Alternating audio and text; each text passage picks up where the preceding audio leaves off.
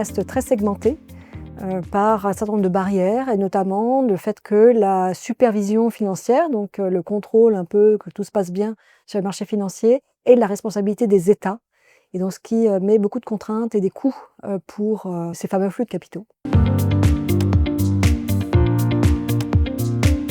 Alors en effet, l'épargne européenne n'est pas très bien rémunérée parce qu'elle n'est pas investie dans des produits rémunérateurs et risqués comme notamment les actions d'entreprise.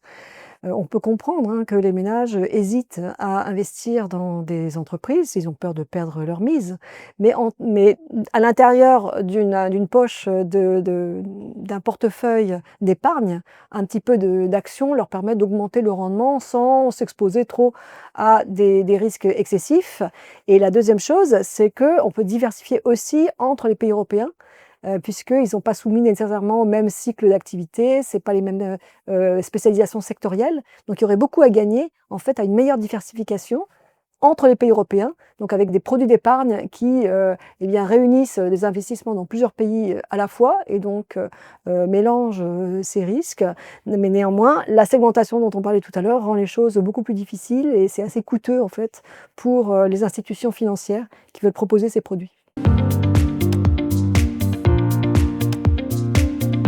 L'économie européenne est financée au sens où il y a beaucoup d'épargne dans l'Union européenne. Il y a même plus d'épargne que de besoins d'investissement et donc une partie de cette épargne finance des projets dans d'autres pays. Comment inciter les ménages à investir plus dans le tissu productif européen? Justement en améliorant en fait ce couple rendement-risque afin qu'ils soient moins effrayés et qu'ils voient plus les avantages en termes de rendement sur le long terme.